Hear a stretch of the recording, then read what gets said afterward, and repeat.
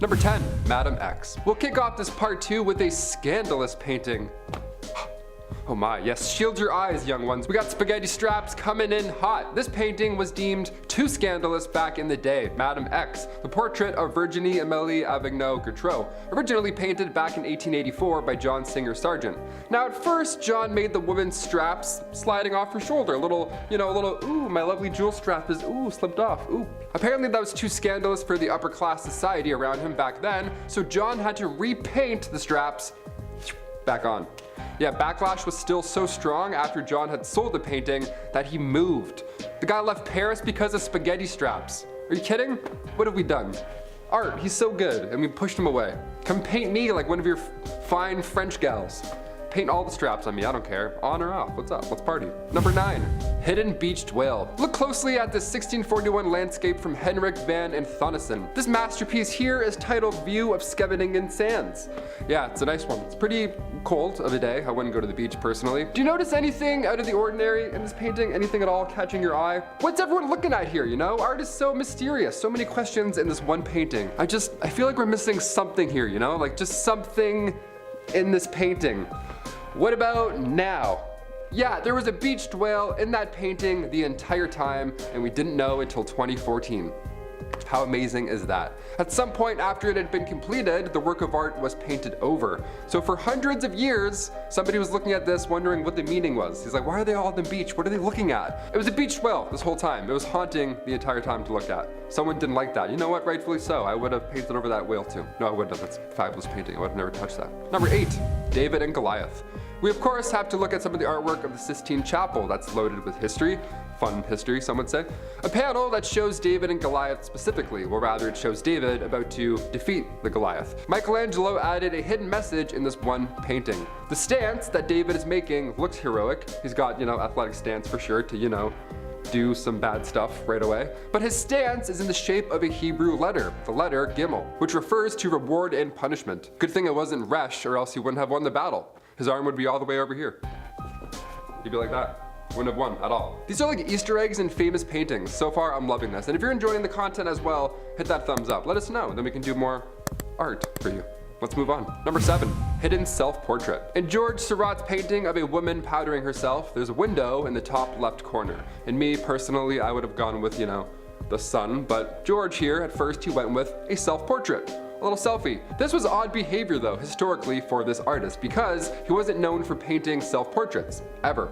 This was the only time it happened. Thanks to the Courtauld Gallery in London and a few x-rays, now we can make out the first draft of this 19th century painting. The portrait does resemble a photo of George as well. We compared them both, so we're definitely able to confirm that's him. He did at least one self-portrait. That's pretty historical. I'm glad we found it. X-rays were actually done back in 1958 and 1987, but the machine could only detect a layer of paint, not the actual image, if there was one. Pointillism is so impressive. I tried it one summer and was absolute garbage. Number 6, Garden of Earthly Delights. This piece was done back in the late 15th century. Painter Hieronymus Bosch had a lot going on in this one, that's for sure. There's a group of naked people eating a big strawberry. There's a mermaid riding a fish. This one's got a lot of wacky stuff on it. We love it. In 2014, a hidden message was found on somebody's butt. Yeah, I'm not joking. There's actual music notes drawn across somebody's bottom. So a college student translated it, and now you can listen to it. You can listen to that guy's butt. That little melody Bosch was humming to himself while he was painting sounded like this. Yeah, well, it's not going to be stuck in our heads anytime soon, but it's still fun to hear art come to life, Number 5, A Starry Night. We had Van Gogh in part 1, Cafe Terrace at Night, so naturally, we have to throw him in part 2 as well. The only time we've seen Vincent van Gogh as a time traveler was in Doctor Who, but how did Vincent van Gogh know about turbulent flow decades before scientists even knew about it? Yeah, that's the question we're trying to answer here on MA10.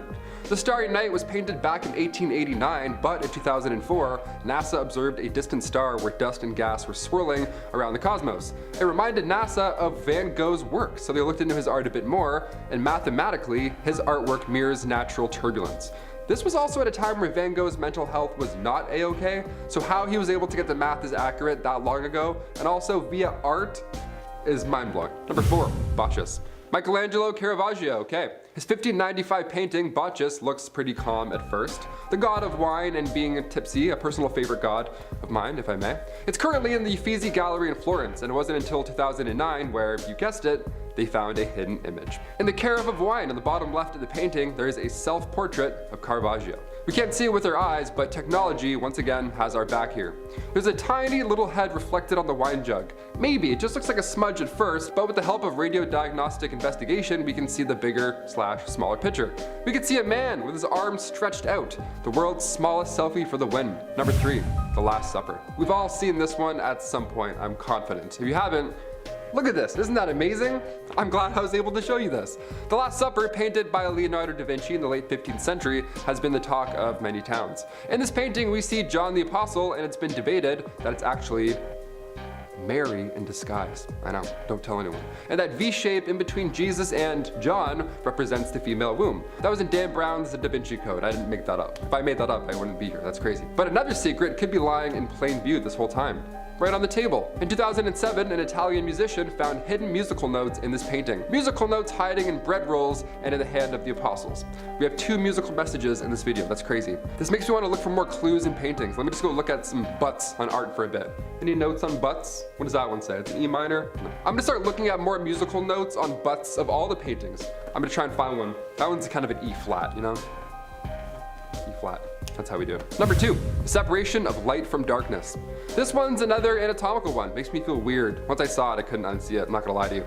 The separation of light from darkness, Michelangelo again. Michelangelo was featured on part 1, the creation of Adam. It's definitely an iconic piece. But once you see the hidden organs in that painting, it changes you for a bit, you know? This one as well, another iconic piece from Michelangelo, seen in the Sistine Chapel. We have the central figure, God, surrounded by 4 others. What we often miss though is the spinal cord that runs up God's chest.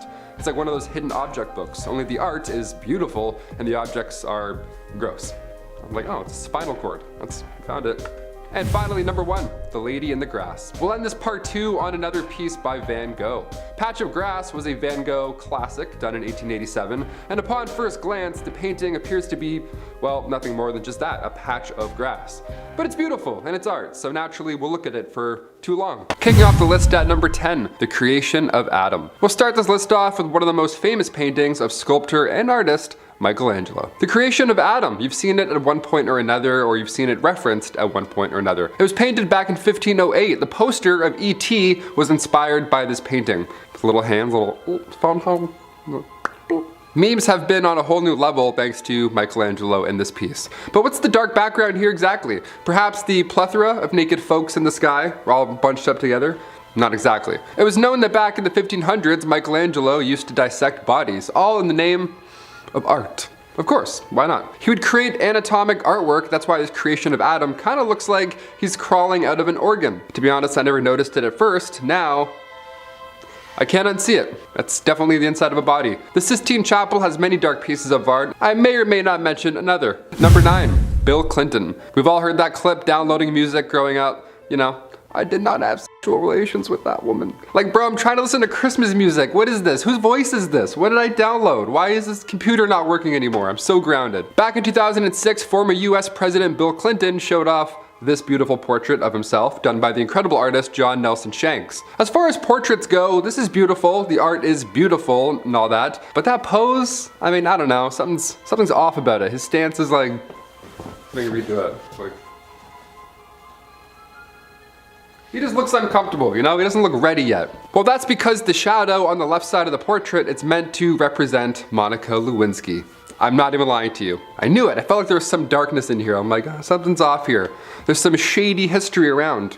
Pun intended. The artist himself admitted that this was indeed the case. He used the dress shape as symbolism to the scandal while he was creating the artwork. I thought the dark background here was Bill's pants, but well, I was wrong. That's why we're here. We like to educate. Number 8, the Madonna with Saint Giovanni. For this next one, we'll be taking a look at a painting from the 15th century by artist Domenico Ghirlandaio. This painting is currently in the Hall of Hercules in Palazzo Vecchio in Florence. Also, if I'm saying any of these names wrong, You can tell me, it's probably gonna be a lot of them. I'm trying. The painting shows the Virgin Mary, infant Jesus, of course, with a six-pack for some reason. And over her right shoulder, we can see this object floating in the sky. Let's take a closer look at that, shall we? What is that? Is that a drone? A magnetic balloon? A weather balloon? Those weren't around then.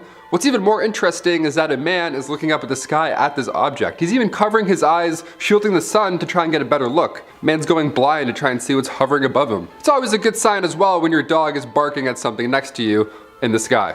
Art historians believe that the object is an angel resembling a cloud, while others believe that it's a clear sign of alien visitors. I'm others. I'm like, oh, E.T., the whole thing, this is starting to make more sense now. What do you guys think? Was this the 15th century version of drawing the sun at the top corner of your painting? Or did this mystery artist just document UFO footage with his own brush? Number 7, Cafe Terrace at night. Upon first glance, you can tell this is a piece done by the fabulous Vincent van Gogh. The blue tones, the streaks. I did the Van Gogh experience downtown Toronto and it was mesmerizing, honestly. The floor is moving, I was like falling into the walls and everything, it was great. While his 1888 oil painting, Cafe Terrace at Night, looks like a quiet late night summer dream, it's actually pretty dark when you start looking closely. I'm not a Van Gogh expert by any means, but Jared Baxter, he is. Back in 2015, Jared brought forth this idea that Cafe Terrace at Night was really Van Gogh's version of The Last Supper. This figure in the center with long hair and 12 surrounding individuals, one of which is slipping into darkness. It checks out. He also says there are hidden crucifixes in this painting. I knew there was something spiritual about that Van Gogh exhibit. I knew it all around me. I'm like, is that a floating crucifix? Where'd it go? It's gone. Number 6, Medusa. Another one of the most recent paintings on today's list is Medusa by Caravaggio. It was done back in 1597. Crazy that that's a recent painting. That's so long ago in my head. And this photo, I'll admit right off the bat, is a little bit haunting. It's a little gory, it's a little graphic. But where does this idea come from? What compels a person to spend this long on a scary painting? The entire time I'd be like, We all know the story of Medusa, the woman with, snakes for hair. When you look at them, you turn to stone and then you're stuck forever and it's horrible. Well, this is a painting that really captures her essence, her beauty, really just, her complexion is so nice, her snake complexion. The snakes really add to the moment, without taking away. The blood oozing out of her neck also draws the eye. It's a nice accent. This painting was meant to be a depiction of the defeat of Medusa, obviously. The legend goes that Perseus, who is the son of Zeus and Danae, was given a shield by Athena. He took said shield to battle Medusa, and he managed to outsmart her by letting her catch a glimpse of her own reflection in that shield. Bam! You played yourself. Yeah, she turned herself into stone, and then this is when he took his sword out and, you can probably fill the rest in. You've seen Game of Thrones. A happy moment, perhaps? I don't know. Imagine having this in your home. I wouldn't sleep. That's terrifying to look at. Number 5, the Mona Lisa. No way she's on this list. What is she up to? How can the Mona Lisa possibly be on this dark messages list? She's literally just... she's chilling out, she's so calm. Another masterpiece from Da Vinci, coming from the 15th century. There's already been, of course, hundreds of theories surrounding this painting. Like perhaps she could have been pregnant, given her stance with the, the hands doing the thing. And the veil over her shoulders, those were worn often by pregnant women during the Italian Renaissance. But back in 2011, a clue was found in the painting. Yeah, a clue, like we're national treasure all of a sudden. Silvano Vincetti supposedly found letters and numbers painted into her eyes. Teeny tiny microscopic numbers and letters. How fun is that? Yeah, I was at my desk earlier and my forehead was like touching my computer screen. I was like, really? Are you sure? I was looking, couldn't find anything. My eyes aren't that great. The L over her right eye stands for Leonardo, and in the other eye, there's a 72, the numbers 7 and 2. We believe so far this relates to Christianity and Judaism. 7, the creation of the world, and 2, the duality of men and women. Meanwhile, I'm over here drawing that really cool S.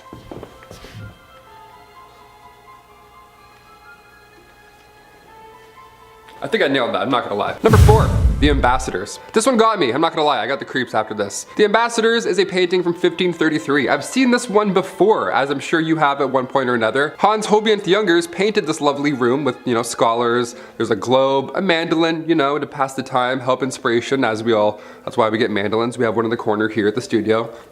Chris whips it, often. But at the bottom, we see an anamorphic skull. It makes you want to cock your head around almost. It doesn't seem to fit in properly. Like the angle of the skull is wrong. It looks like whenever I try and use Photoshop, it's just something's off. Experts believe this was done intentionally to remind us that death is around the corner. So when I was looking at this, I was like, why is that doing that? And I'm like, oh, death is around the haunting. Next. Number 3, The Old Guitarist. Any fans of Game of Thrones on here? Well, this next one gives off major White Walker vibes. The old guitarist is, well, exactly what you think. It's an old man, hunched over, white hair, playing a guitar. This would be creepy regardless, just on its own. But when Pablo Picasso was putting together this masterpiece back in the early 1900s, he had some tricks up his sleeve. At the end of the 1900s, in 1998, researchers used infrared on the painting. Again, National Treasure style for some reason. And this time, it wasn't a hidden message, it was a hidden woman. Yeah, another woman was painted underneath the elderly man. So because this paint is naturally fading now, she's becoming more and more clear to see. That is so deep. That's the most deep thing. Am I into art? Am I enjoying art? Am I researching? This is fun. I like this. Number 2, Netherlandish proverbs. Back in 1559, Peter Bruegel the Elder, great name, created this oil painting, and we're still trying to unravel everything in here. And this painting, I mean, for one, it's massive. There's a lot going on. It's on display currently in the Gemälde Gallery in Berlin. It's got a lot going on, and when you really start to focus, you can see some weird going on in this painting. What is that guy doing? That guy's banging his head off the wall. Walter White's been throwing pizzas on the roof for some reason. That fish ate a bigger fish. This dude fell off an ox onto a donkey. What kind of heist was going on in this town? What is happening? Ah, I see. It's supposed to be horrible. Lovely. Proverbs were a hot topic back in the 1500s. Apparently, over 100 Dutch proverbs and idioms are seen in this painting. He also aimed to illustrate the stupidity of man, and given how much of a show this town looks like, I'd say Peter nailed it. And finally, number 1, the Arnolfini portrait. This one is the most impressive paintings on our list. I am a sucker for reflections. And for this one, we'll be looking at Jan van Eyck's painting from 1434. It's quite old, the oldest on our list. This is an oil painting titled the Arnolfini Portrait. It shows Giovanni da Niccolao Arnolfini, his wife, and a little doggo. In the background, that's where things get mysterious. There's a mirror, a painted mirror. It's been widely believed that Jan is in the painting themselves. We love an artist cameo, nice. I'm actually in that wall too. Believe it or not, you just can't see me yet. It hasn't been long enough. Also, written in Latin above the mirror, there's a message. A Latin message. Let's do it. The message reads, Jan van Eyck was here. 1434. That's got to be the oldest blank was here of all time. Even older than Brooks was here from Shawshank Redemption. That was pretty old. A message like that with the artist hidden in the painting, that gives me goosebumps all around, and I'm not really entirely sure why. Starting off this countdown, we have the Stagecoach painting. So this painting has a very dark and twisted backstory, so no wonder it's cursed. So in 1994, a photographer named James Kidd took a bunch of photos of stagecoaches in Tombstone, Arizona. However, upon developing the photos, he realized he captured a ghost of a headless man. And then a painter thought it would be a good idea to recreate this photo as an oil painting. So she painted this headless ghost man, and the ghost attached itself to the painting. Like seriously, what did she expect? So when the painting was complete, it was hung at a business. But a couple of days later, the business demanded that she take it back. Apparently, the painting was found crooked every morning, despite them constantly fixing it. They also blamed the painting for paperwork going missing and appointments getting messed up. The painting was just bringing them bad luck. So the painter brought it back to her home, and she started experiencing bad luck. Her garage roof started leaking, but roofers couldn't find the source of the leak. And when the painting was moved, the leak stopped. That's what you get for painting a photo of a ghost. Wow, what a creepy painting. Let's move on to number 9 with the Pyramid of Skulls. Before I go any further, make sure to give this video a big thumbs up because it really helps us out. So the Pyramid of Skulls is just as it sounds. It's a painting of a bunch of skulls on top of each other. It was completed by painter Paul Cézanne. Now here's where it gets creepy. As Paul started getting older, he became fascinated by death. So from 1898 up until his death, all he would paint are these creepy paintings filled with skulls. This particular piece apparently emphasizes the fact that you need to confront death and reflect on it. Not only that, but his genre of painting is called memento mori, which translates into remember that you have to die. So if that isn't creepy, then I don't know what is. Moving on to number 8, we have the Raft of Medusa. The Raft of Medusa was created by Theodore Géricault back in 1819. The painting depicts the real-life shipwreck of the French naval frigate Méduse. On July 5th, 1816, 147 men set sail on this raft. Only 15 managed to survive. But those that did survive turned to cannibalism after being severely starved. Just knowing that backstory makes the painting way darker than it already is. Back to you, Brie. Alright, and then number 7, we have the Japanese girl drawing. This is another painting with a very dark backstory. So legend goes that a Japanese student was found dead in her room. This was the last image that she had drawn before taking her own life. In fact, she scanned this image and posted it online for everyone to see. But legend goes if you stare into this girl's eyes too long, then she will get you to take your own life as well. Some who have stared at it for a while have claimed that the portrait turns evil. The girl gets an evil-looking smirk on her face and dark circles appear under her eyes. If that's what evil looks like, then I guess I'm evil, because I look like that in the morning. Making our way down the list, at number 6, we have the Mona Lisa. Now I know what you're thinking. Lindsay, how is this painting scary? Well, it's not. But its backstory certainly is. So there's this famous urban legend surrounding the Mona Lisa. Apparently, a French artist took his life because he was driven mad by the mystery of the Mona Lisa's smile. French artist's name was Luc Mapereau. On June 23rd, 1852, he threw himself from the 4th floor of his Paris hotel. Later, a note was found in his room that read, and I quote, "For years, I have grappled desperately with Mona Lisa's smile. I prefer to die." Sadly, that's all we know about this case and Luke. It was featured in a 1999 Smithsonian article and in a book from 1966. It's a pretty creepy case, and now I will never be able to look at the Mona Lisa the same. Coming in at number 5, we have the Weeping Children. The Weeping Children are a collection of paintings created by a man named Giovanni Bragolin. Every painting features a little boy or girl crying. Now it's said whoever owns these paintings will face tragedy. So in this case, all of Giovanni's paintings are cursed. In fact, a string of house fires were all thought to have been caused by this painting. All of the houses that caught on fire were completely destroyed except for the paintings that remained perfectly undamaged. Take the case of Roy and May Hall. This couple owned one of these paintings. Their house unexpectedly caught fire and they almost lost everything, except for the painting of a crying boy that wasn't even blackened by smoke. Yeah, I've heard of those paintings before. It's super freaking creepy. Okay, and at number 4, we have Zdzisław Bakaski. Look, I know I said his name wrong. Okay, I know I butchered it.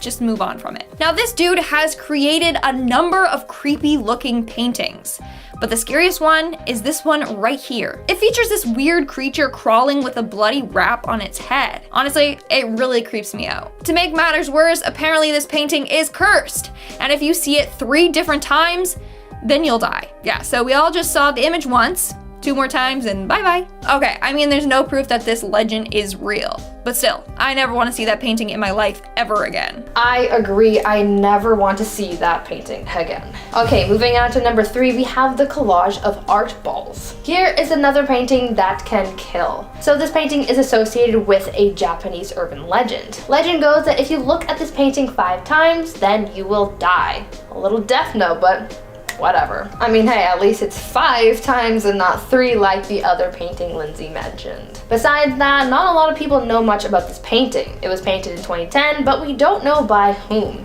And we don't know why it's cursed either. I mean, it's just a painting of a ball.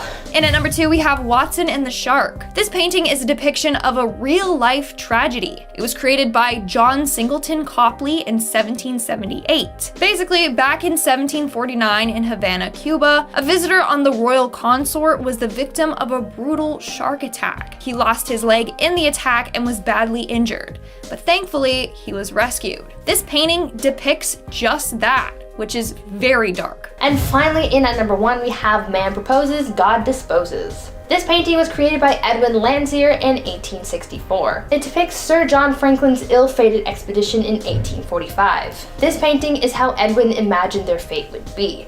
But little did he know that he created an extremely cursed painting. So this painting is hung up in the exam hall at the Royal Holloway University of London. Rumor has it that in the 1970s, a student took his own life after staring at the painting while taking his exam. All he left behind was a note on his exam paper that read, "The polar bears made me do it." Starting us off at number 10 is Madame Lalaurie. Honestly, this hoe finds herself in every video, I swear to God. But anyway, we should all know who she is by now, the New Orleans socialite that tortured and mutilated almost all of her slaves. Well, long after Delphine fled her mansion on Royal Street sometime in the 70s, major renovations were underway to turn it into luxury apartments. In 1997, the new owners thought it would be a great idea to get a portrait made of Madame Lalaurie because she was such a wonderful person, why not remember her forever? Not. Once the painting was placed inside the building, everything started going wrong. Many believe a certain darkness attached itself to the painting, or perhaps it was the dark soul of the woman herself. The painting would move on the wall by itself, it would rock so much that the canvas would free itself from the frame. People living there said they felt unnerved anytime they were near the portrait, and almost all of them used to hear echoes of voices, cold touches on their skin, and the smell of smoke. Just a side note, the reason Madame Lalaurie fled is because her mansion had a huge house fire, so that's where the smell of smoke makes sense here. Residents had items go missing, one even said the painting talked to her, and footsteps would follow her around her apartment. Clothes would get bundled in the fireplace but not burn. Carpenters would see a grey lady appear out of nowhere. After countless paranormal reports, the owners finally returned the portrait to the original artist. Coming in at number 9 is Ivan the Terrible and his son Ivan. Painted in 1885 by Ilya Repin, a Russian realist painter, he was known as a mystical artist, and honestly I'd say hella cursed artist, not mystical. After painting the piece, Ilya was constantly tired and his right arm couldn't paint anymore. He fell into deep depression, but he had to learn how to paint with his left hand instead. Just to clarify, the painting itself depicts fiction, the scene never took place. Russian icon painter Abram Balashov saw the painting for the first time and launched into a hysterical frenzy. He cut the painting with a knife multiple times, saying stop the bloodshed, and afterwards he was admitted to a psychiatric hospital, despite having no signs of a mental illness before looking at the picture. But the curse isn't just tied to the painting, it's tied to Ilya himself. His subjects are said to die after he paints them. Take the barge haulers on the Volga. Many healthy men in that painting all died after it was completed. Other subjects like Mussorgsky, Pirogov, actor Mercy Darz, Hanto all died after being painted as well. That's just way too many people to be a coincidence. I feel like it's 100% not. The artist himself ended up dying after doing a painting called A Man with an Evil Eye, which was of his cousin who was a known wizard in his town. It's said he died because of his relative. At number 8 we have The Suicide Girl. The artist of this painting is unknown, but she was a Korean teenager living in Japan. It's said she drew the picture and posted it online shortly before committing suicide. When the story broke out, it spread like wildfire, and hundreds of Korean forums started saying the picture was cursed by the soul of the artist. The blue eyes of the girl draw you in, and within them you see this sadness. Some say the artist herself had so much sadness it cursed the picture, and others say she painted the sadness into the painting, and that's why it evokes sadness in whoever's looking at it. But no matter what, no one can stare into her eyes for more than 5 minutes. There have been reports of people having committed suicide after doing so, and honestly, even me looking at it online, there was something about her eyes that just drew me in. Maybe it was just me being psychological, I don't know. Others also say the picture changes as you look at it, and that her eye bags get darker or her lips curve into a taunting smile. Filling our number 7 slot is Mrs. Bell. Now that's not the real name of the painting, but it was painted by Cyril Roberts. The story goes that Hill House, the mansion belonging to Alan Smith, was plagued with the sightings of a pale Edwardian figure accompanied by the music of Chopin. Anyone who unfortunately witnessed her ran for the hills because seeing a ghost is bad enough, but seeing one with an eerie soundtrack is even worse. Many people saw her floating around surrounded by a blue haze. At points she would just be standing at the foot of Alan's bed. Weirdly enough, the owner of a local junk shop approached Alan saying she had something for him that should be returned to its rightful home. When he looked at what she had given him, he recognized it straight away. It was a portrait of a woman playing the piano, which basically matched the apparition he had seen around his home. After doing some research, he found that Mrs. Bell was the wife of an Argentine beef rancher, and they both lived in one of the bedrooms at Hill House in the early 1900s. She was a very cultured woman, but tragedy hit her when she went bankrupt and was forced to sell all her possessions, including the portrait. But now that the portrait is back in the house, the curse and the haunting has stopped altogether, and they lived happily ever after. The end of video. Now at number 6 is The Unknown Painting. While the title is unknown, the artist is the famous Yuko Tatushima. Yuko is an artist and performer, yet her talents lend themselves quite well to paranormal and supernatural purposes. Most of her work is provocative and just quite unsettling to look at. The particular picture I'm talking about depicts a black and red scratched background with a woman, I want to say woman, but really it's more of a thing, in the middle. The eyes are massive, they're not human-like, and its neck is quite long. There's nothing really sinister about the painting despite it being creepy. The thing is smiling, right? I mean, there's that. But I don't know if that's a smiling through the pain smile or I'm gonna kill you smile. The painting is quite cursed, and that's also a well-known fact. It's meant to induce feelings of suicide on those who look at it. Coming in at number 5 is the Lady Ossington. Viscountess Ossington built the Coffee Palace located on Beastmarket Hill back in 1882. She built it for the good of society, and it was aimed at travellers who wanted a place to stay without the temptation of alcohol on the premise. Lady Ossington managed the establishment till her death and was meant to be succeeded by her trustees, who would continue her crusade against the demon drink. Honestly, I feel like she probably got way too drunk one night and was like, I'm never drinking again, ended up being the only person in the world ever actually sticking to that. But anyway, moving on, by the 60s, a court decided the Coffee Palace wasn't as charitable as advertised, since Lady Ossington's heirs were the real beneficiaries of the Coffee Palace, so they were like, that's not on, and sold the place. Inside the Coffee Palace, however, hung an oil portrait of Lady Ossington herself, which many believe is cursed and haunted by the woman. It's said that after the place was sold, the portrait started flying off the wall, mimicking Lady Ossington's disgust over what happened to her business. At number 4 is Pogo the Clown. John Wayne Gacy, the serial killer and rapist who himself dressed up as clowns and performed at events and children's parties, painted this piece while he was on death row. People even called him Pogo the Clown, so many people believe his spirit still haunts the painting because bad things have happened to every single person that owned it. Musician Nicky Stone bought the painting but got rid of it nearly just as fast because after it entered his house, his dog died and his mother was diagnosed with cancer. I mean, it could purely be coincidental, but it could also totally not be. Even Johnny Depp bought the painting but somehow contracted a severe pathological phobia of clowns and ditched the painting as well. May I just add, why would you want to buy the painting done by a serial killer anyway? Why even bring that into your house? There's no need. There's no need. Filling at number 3 slot is Rokeby Venus. Painted by Diego Velázquez between 1647 and 1651, the painting shows the goddess Venus lying on a settee with her bare body back to us. She's looking into a mirror held by her son Cupid. Despite the photo being well lit, the reflection of Venus in the mirror is dark and troubled, and she looks super pale. Paler than herself, not her reflection, if that makes sense. Most of the owners of the painting were killed or became majorly in debt. It never stayed at a museum for too long, and it just hopped from place to place. The worst incident was in March of 1914 when Mary Richardson attacked the painting with a meat cleaver, leaving extremely deep damaging rips all across her neck and back. Despite claiming it was a statement on behalf of the suffragette movement, many debate that and think the painting itself caused something inside of her to snap. Now at number 2 is The Witch Girl. This portrait of a young girl came from Casa de Green and was bought by a Spanish father who saw it and was instantly mesmerized by it, saying he couldn't take his eyes off her and the girl couldn't take her eyes off him either.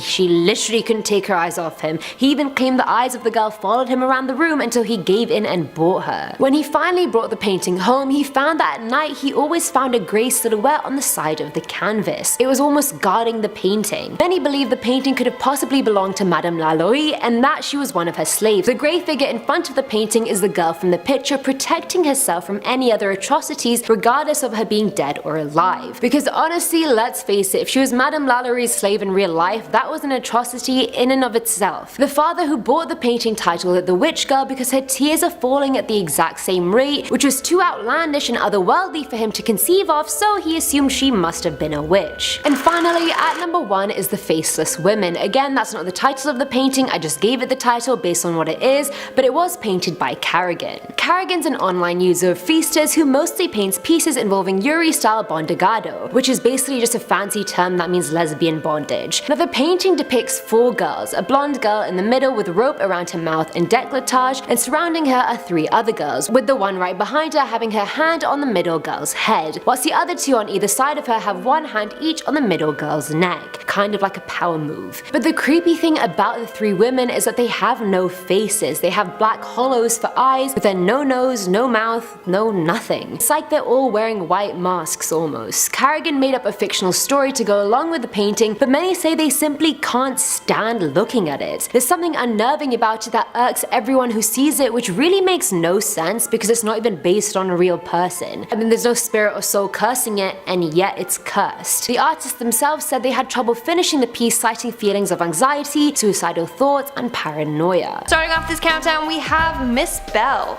For weeks, a man named Alan Smith was haunted by a pale figure of a woman in his mansion. Apparently, this woman would lurk around the hallways and in the bedrooms around 1 o'clock in the morning. She could be seen surrounded by a blue haze and just drifted around the house. Then one day, he found a painting in his house and realized that the woman in the painting was the woman who was haunting him. After doing research, he discovered that the ghost was of a woman named Miss Bell. She used to live in the mansion, but apparently she went bankrupt and lost all of her possessions.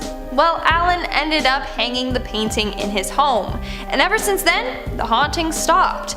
Miss Bell seemed to be at peace.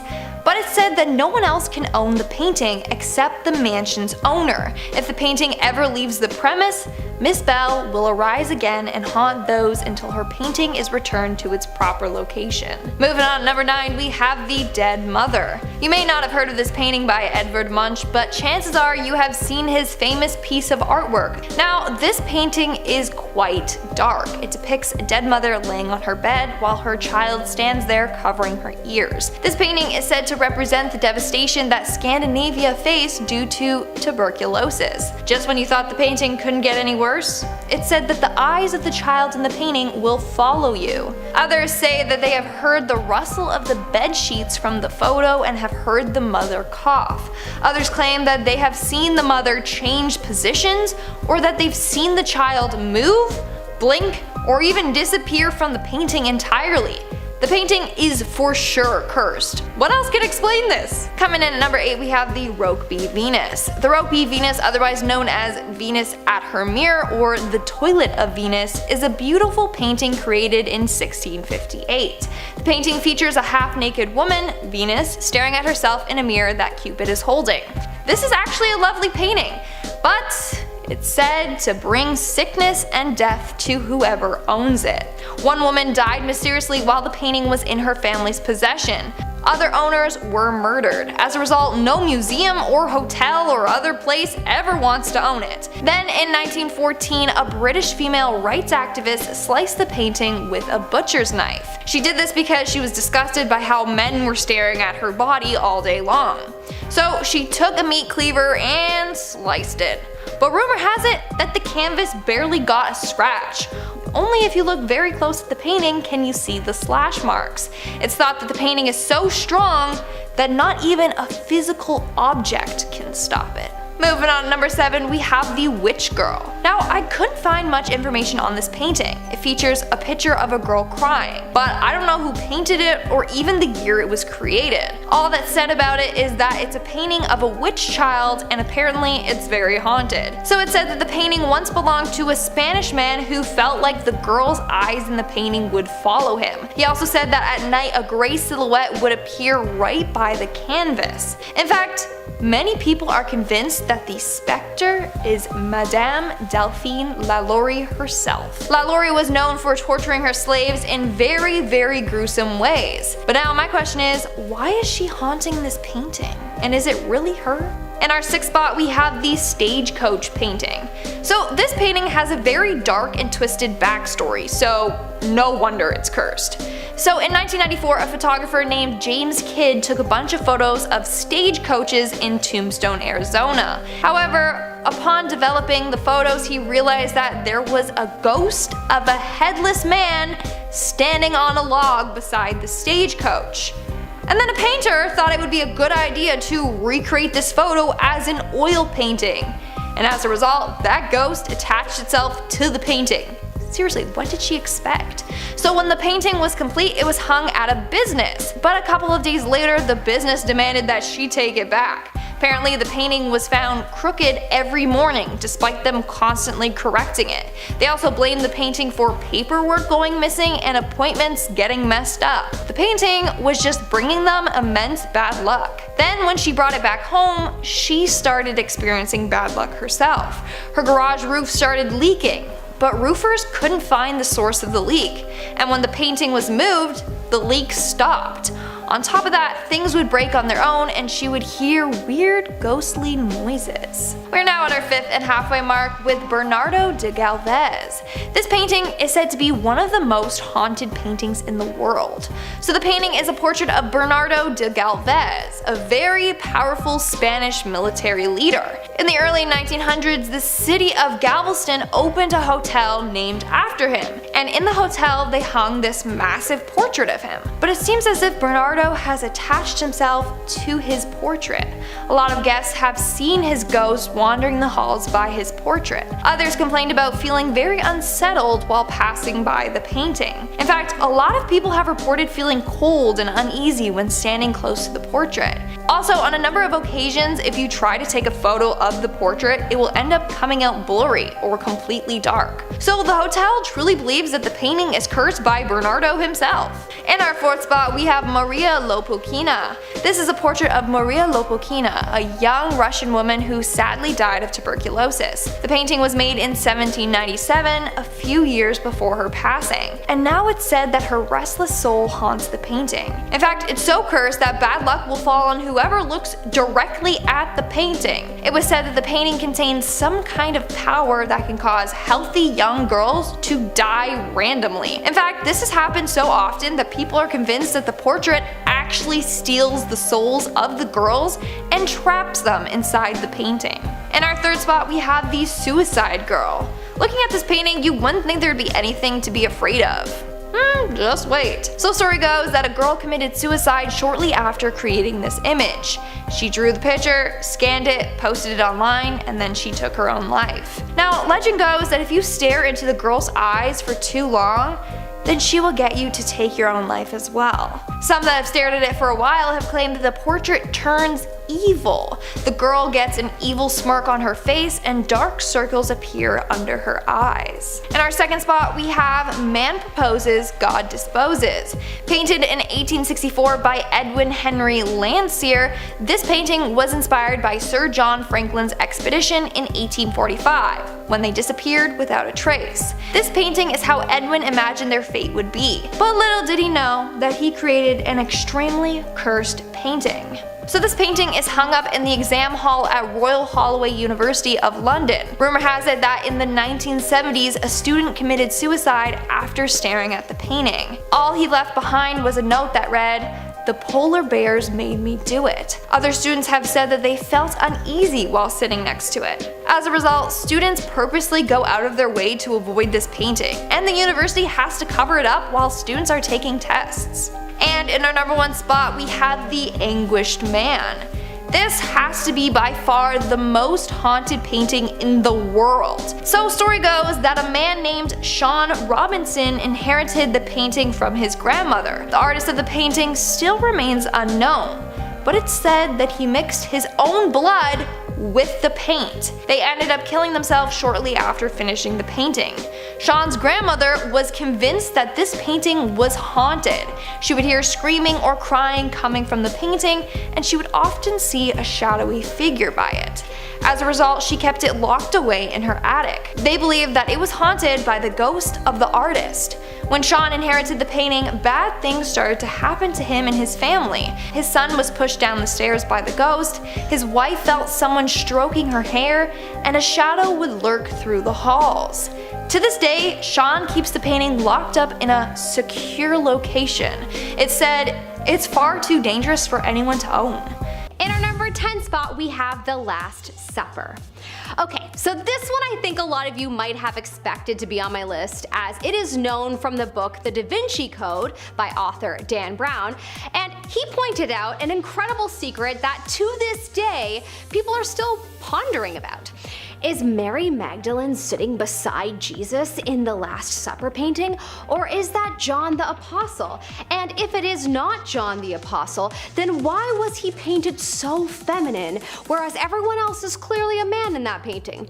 Some say Da Vinci painted him feminine because other painters before him did. This will continue to be of much speculation, but another secret that has actually been found within this painting was found by Italian computer technician Giovanni Maria Maria Palla, and he claims that inside the painting there are musical notes, and if played from left to right, they create a 40-second hymn that sounds like a requiem. In our number 9 spot, we have the young woman powdering herself. This is a painting done by George Seurat between 1889 to 1890. This looks like an innocent painting of a woman just, putting on her foundation for the day, maybe doing a little 1800s equivalent to contouring and finishing it off with a nice red lip. Anyways, there's a lot more going on with this painting than you may think. Recent x-rays have revealed that the flower in the top corner of the painting was actually once a self-portrait of George. Apparently he covered it up because he was told that it was bizarre.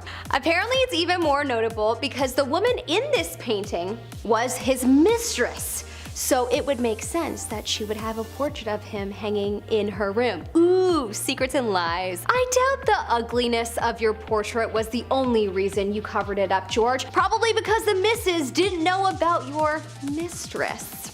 Naughty. In our number 8 spot, we have Supper at Emos. This is a painting that was made by Caravaggio in 1601. This painting is depicting Jesus with, we can assume to be his disciples, and they are sitting at a table with tons of food and fruit. At first glance, you might not see it, but if you look at the shadow of the fruit basket, you will see that the shadow is in the shape of a fish. People believe that this is a little purposeful Easter egg done by the painter, and that the fish is alluding to the story of Jesus feeding the masses with fish. Honestly, that makes sense, but he could have just put fish on the table. That doesn't need to be a secret in a shadow, but perhaps for fun, I guess I can see the appeal. In our number 7 spot, we have David and Goliath. This is the David and Goliath painting that is in the Sistine Chapel that shows David defeating Goliath the giant. This painting was of course painted by none other than Michelangelo in 1509. This painting is already pretty spectacular, but apparently there's also a little hidden symbol within the painting. The way that David is standing over Goliath, his stance, is perfectly in the shape of the Hebrew letter Gimel. The letter is supposed to represent reward and punishment, which of course works perfectly with what happens in this story. In our number 6 spot, we have the Topsy-Turvy World. This is an oil painting that is also known as the Blue Clock by Peter Bruegel the Elder, done in 1559. This painting is so chaotic. It's hard to know what to focus on because there's so much happening, and apparently it's on purpose. Within this painting are 112 proverbs acted out, which are basically small statements that express truth about human behavior based on common sense or experience. 2 that I could make out and thought were easy to see were swimming against the tide or banging one's head against a brick wall. 110 more to go. Could be here all night. Let me know if you see any in the comment section below. In our number 5 spot, we have Patch of Grass by Van Gogh. The 1887 painting Patch of Grass is one of many paintings, apparently, by Van Gogh, where another work of art has been found hidden behind the painting. In 2008, 2 scientists by the name of Joris Dick and Quan Janssens discovered an X-ray technique that helped them reveal a portrait of a peasant woman buried under the blades of the grass. The woman looks quite sad, so maybe that's why he decided to cover her up. Although apparently Van Gogh was known for reusing his paper due to not having a lot of supplies and money, so they have found a lot of paintings within his paintings over the years. Pretty awesome. In our number 4 spot, we have The Old Guitarist. This is a classic Pablo Picasso painting done in the early 1900s. It is known for its haunting vibe due to the way that the old man is hunched over playing his guitar just like this. Just lovely. He also is quite white and ghostly. In 1998, an infrared camera revealed that there is actually another painting layered underneath this painting that features a woman. Apparently, as this painting begins to fade, it has become easier to see the woman's face above the guitar player's neck. Honestly, the woman looks a lot more pleasant than this man. Perhaps that is why he is so ghostly and sad, because he's thinking of her?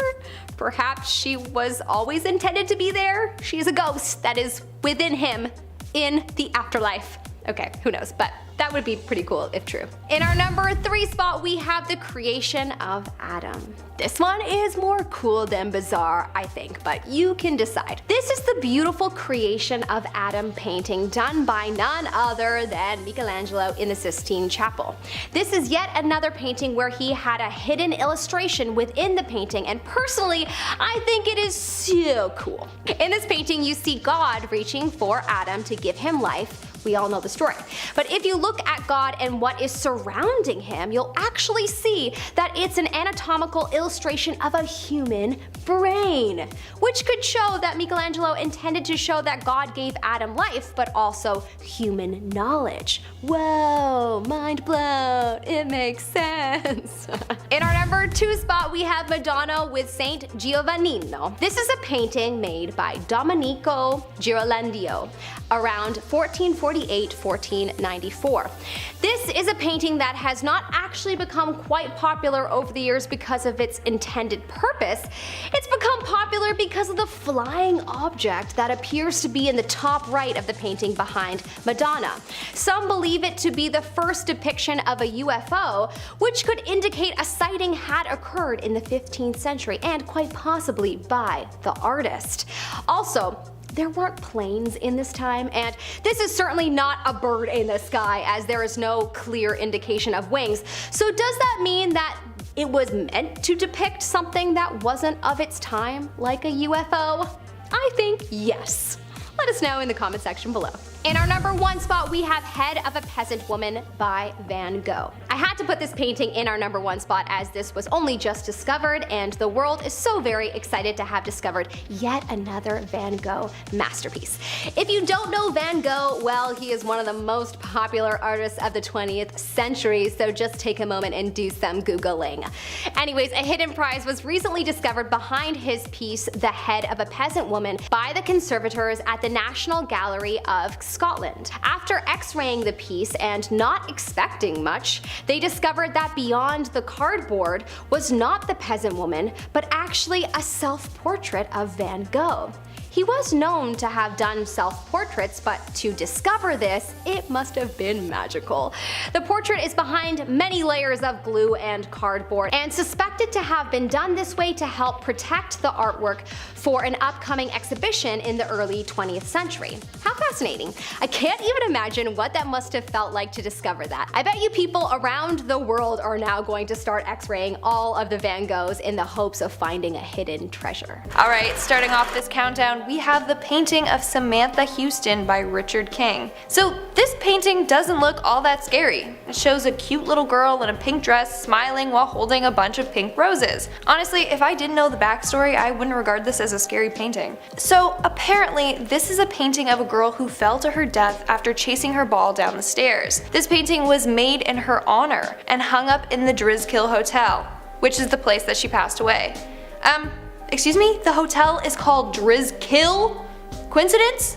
I think not. Well, anyways, guests of the hotel have claimed that they feel dizzy and nauseous while around the painting. Others have claimed that they have felt as if they were being lifted off the ground, or have even seen the girl change expressions. Now, some people own replicas of this piece of art, and they too have felt dizzy and nauseous around it. As a result, those people have had to remove those paintings from their home. Although some people have this painting locked away, unfortunately I believe that the original painting still remains on the 5th floor of this hotel. Moving on to number 9, we have the painting called The Left Hand by Theodore Géricault. Now, this painting comes with a dark backstory. Apparently the artist Jean-Louis André Theodore would buy amputated limbs from the morgue as models for his paintings. He would keep these limbs in his house for weeks while he painted them. I mean, of course he couldn't have used his own hand or his friend's hand as a reference.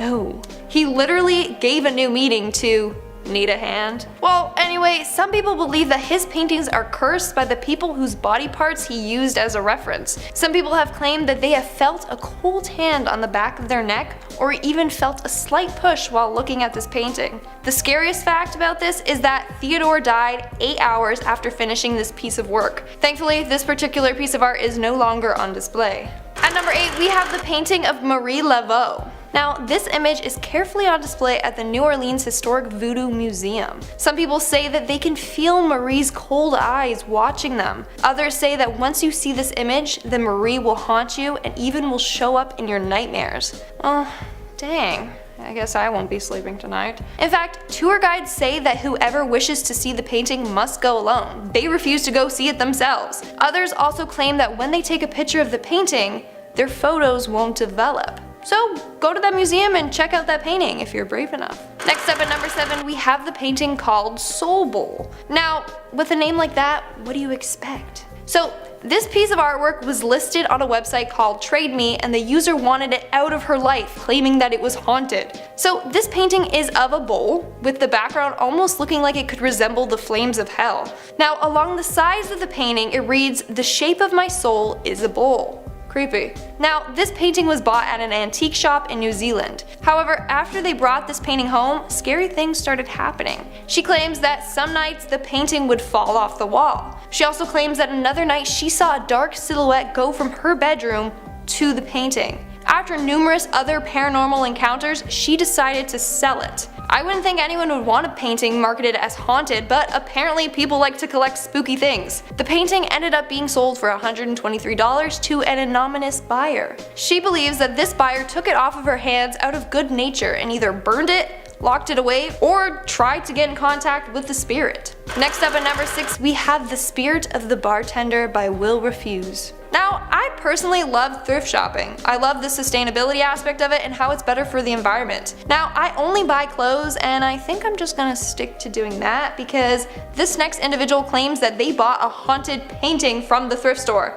Now, in this story, a group of buds moved in together. One roommate bought some furniture and a painting from the thrift store. So this painting was of a ventriloquist dummy-looking bartender. He is seen with big eyes and a creepy smile. They claimed that the bartender's eyes would follow you around the room and they felt uneasy about it. One of the guys even claimed that when you are alone with it, you feel like there's another presence with you. 2 months later, things started happening around their house. One day, one of the roommates heard a loud bang at the door, but no one was there. The banging continued, and every time he checked, no one was there. Then he would hear loud footsteps running up and down the stairs. Eventually, one of the roommates moved out and took the painting with him and donated it to the bar that he worked at. But apparently they also experienced paranormal activity and ended up throwing it out. Now, if you research this artist, it shows that he paints a lot of the same things over and over again.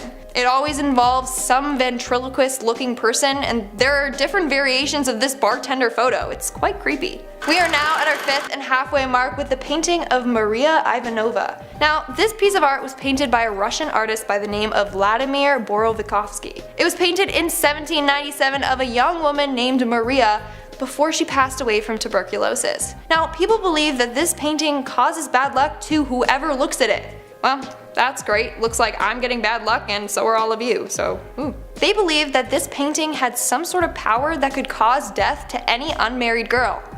Dang it, that's me again. Also, it doesn't help that the girl's last name has Ivan in it. People also blame the painting for a bunch of tragic deaths of young girls that happened around the same time. They believe that their souls are now trapped inside the painting by an evil spirit. Moving on, at number 4, we have the haunted thrifted painting.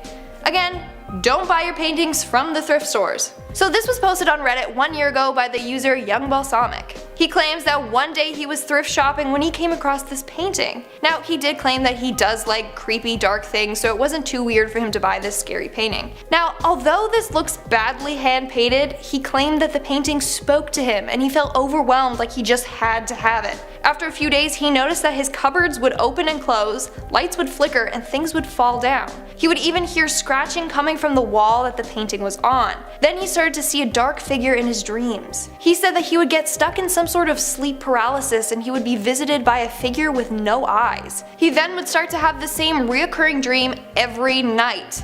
He even said he was visited by the faceless people in this painting. That's when he decided to take apart the painting. When he removed the frame, he said that his whole house started to smell like sulfur. He also realized a dark cross was painted on the back of this image. He then put this painting in his basement storage locker where it still remains. He doesn't know what to do with it and is scared to burn it with the fear that he will annoy the demons. I mean, I would just donate it back to the thrift stores, let them deal with it. In our 3rd spot, we have the portrait of the doll. Now, unfortunately, this piece does not have any pictures associated with it, and I will explain why. So this is a story of another girl who bought a painting from a thrift store. Don't buy paintings from thrift stores. So, similar to the guy I mentioned before, this girl felt drawn to this particular photo. She felt like she was lured into buying it. This picture was of an old doll. She claims that when she hung it up in her room, she immediately felt like she was being watched. Even her friends that slept over would say the same thing. Now, she doesn't know who the artist is and can't find a picture of the painting online. She thinks that it's an original piece of art. Now, she was getting really scared from this painting that she too hid it in a storage room. Immediately, the uneasy feeling she felt before just stopped.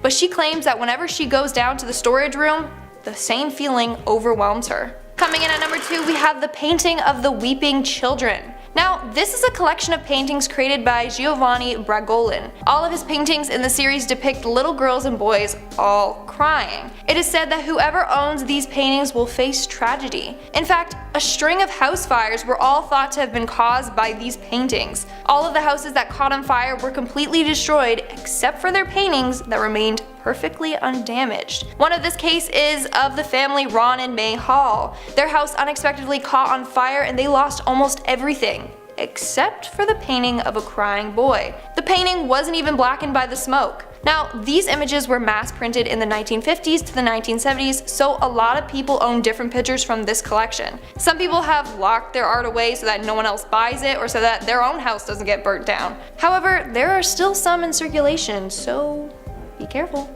And in our number 1 spot, we have the auctioned painting. Again, unfortunately, I don't have an image of this painting as it was an original and the artist remains unknown. So this person claims that when he was 8 years old, his mother bought a haunted painting from an auction. Now, this painting is of a woman around the age of 30 who is wearing a long bluish gray gown. She is seen standing in front of a veranda with a tea set, kettle, and a plate of cake and sandwiches next to her. They believe that the painting was from around 1900 to 1910. They hung this painting in the hallway, and when they did so, strange activities started happening immediately. Now, they claimed that the hallway was always warm since it was summer, but when the painting was hung up, the hallway was always ice cold. All the kids in the family were also scared of this painting. In fact, his little 6-year-old brother would walk on the other side of the hallway. Now, at night, they would often hear whispering coming from the hallway. And one time, they reported seeing a flash of blue in the corner of their eye, like the dress was coming out of the painting. Now, one day the little brother even tripped down the stairs and said he felt a cold hand push him.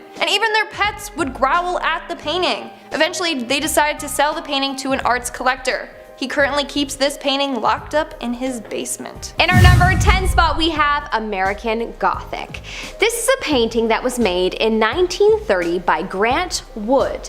This painting is so famous for making literally the entire world uneasy and a lot of people triggered. It has this eerie feeling to it, which could be the colors, could be the atmosphere, or could be the fact that the woman is filled with annoyance and dislike for what can be assumed to be her husband. The man looks like maybe he's taking a stubborn stance on something that they were just talking about, but when you really look at his eyes, it looks like he might be a little unsure as to whether he should have actually said or did what he just did.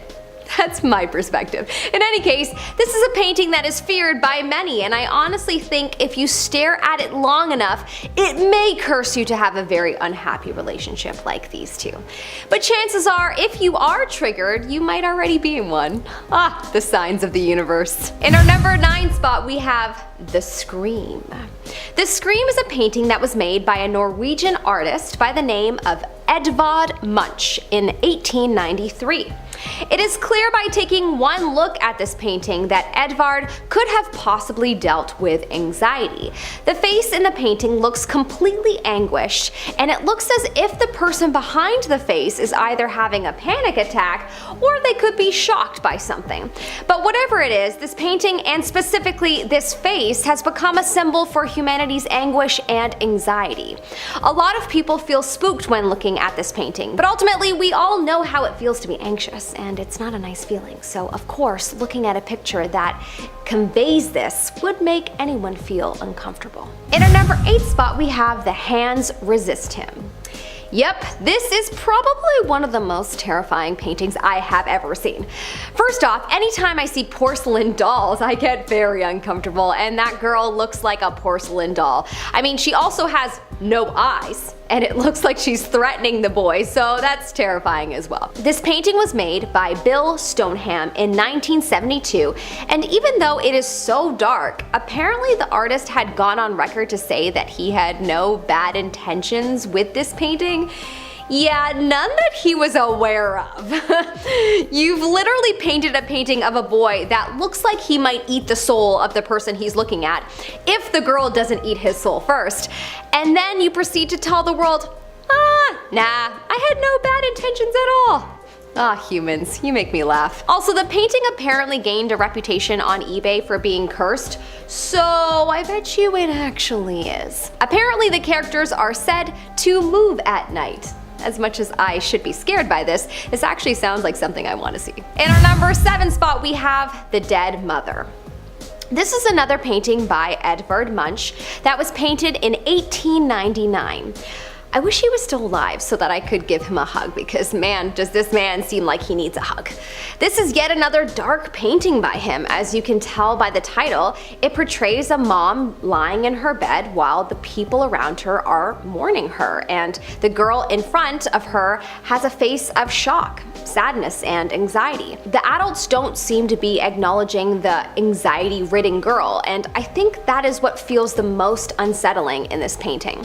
Knowing that this girl will now forevermore go through life without her mom and will seemingly have to deal with the grief alone. That definitely hits a trigger point for me. This painting is definitely haunted with the energy of sadness. In our number 6 spot, we have Evil Clown Painting. Well, I think the name says it all. This painting is definitely evil.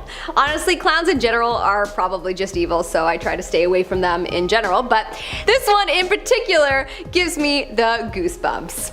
The painting was done by Daniel W. Green. After doing a little Googling, I found out that A, Daniel is still alive, and B, not all of his stuff is spooky like this, so I have hope that perhaps he made this painting out of getting into the Halloween spirit, if you will.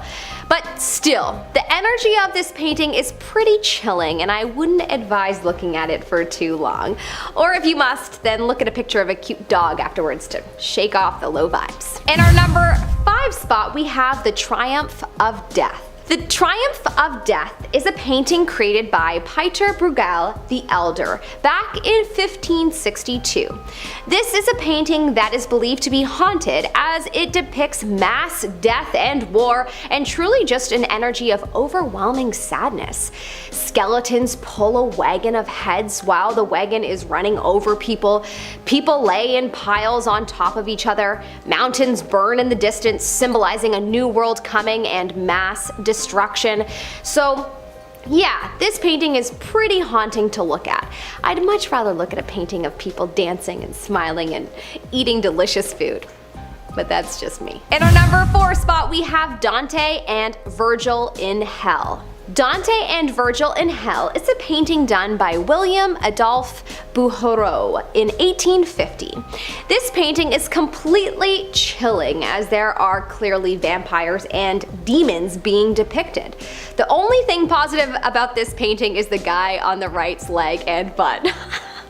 Super fit, good looking guy it seems. So sad that he will die. The people in this painting are painted way too lifelike, which I think makes the painting more uncomfortable to look at. But honestly, the worst part for me would have to be the Wizard of Oz type bat demons flying around.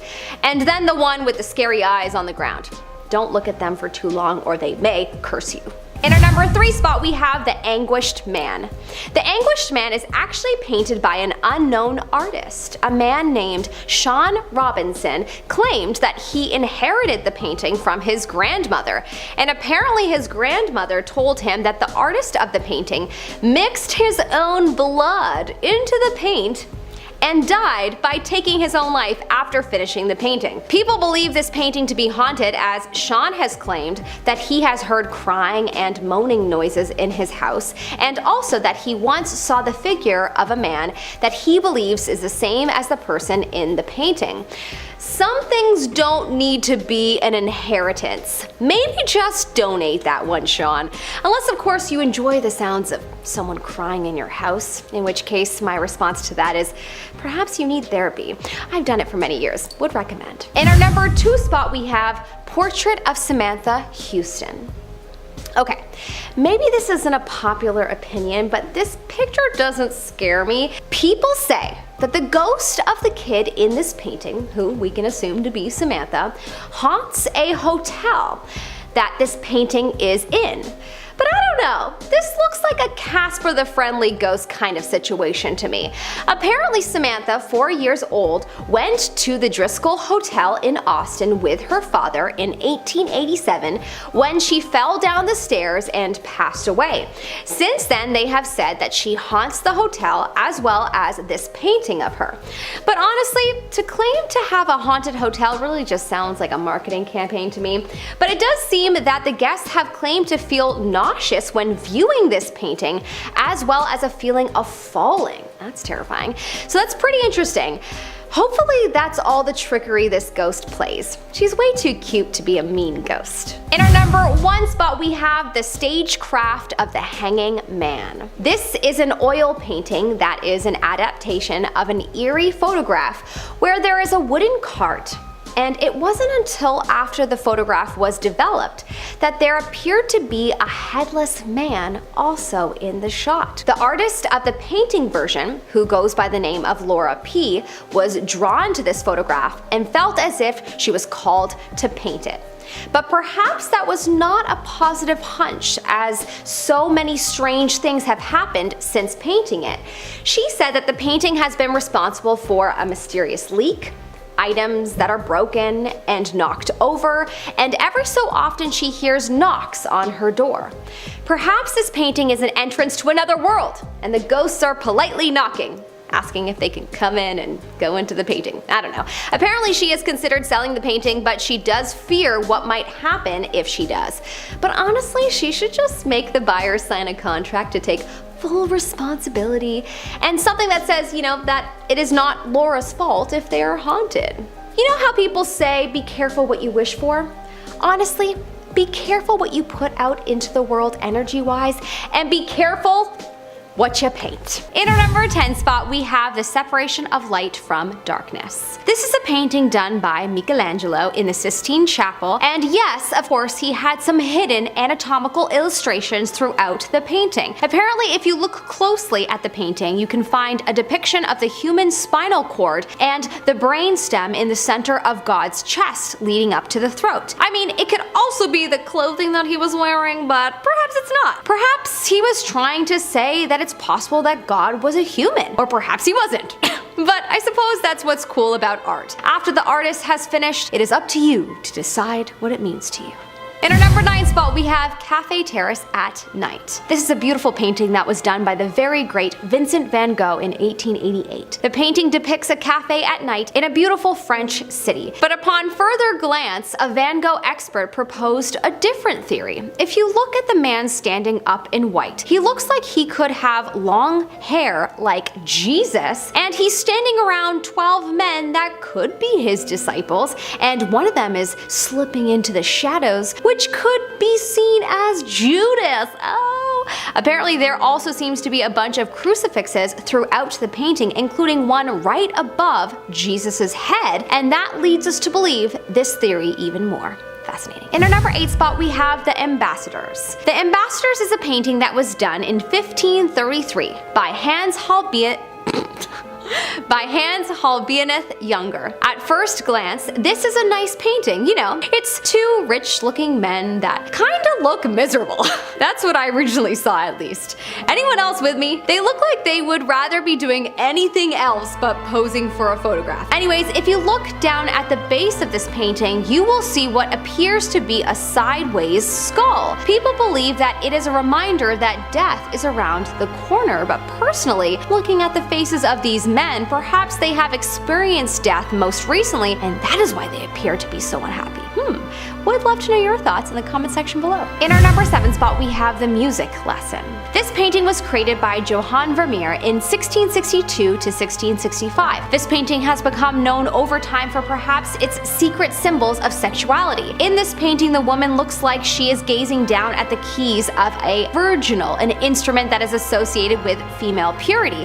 However, apparently she is actually looking away from it, perhaps to meet the gaze of her instructor. Ooh, scandalous. This is shown by looking closely at her gaze in the mirror above her. Was this depicting a secret affair, perhaps? There is also wine on the table that is considered an aphrodisiac, and the instrument on the floor looks like it could also resemble a male's reproductive part, if you know what I mean.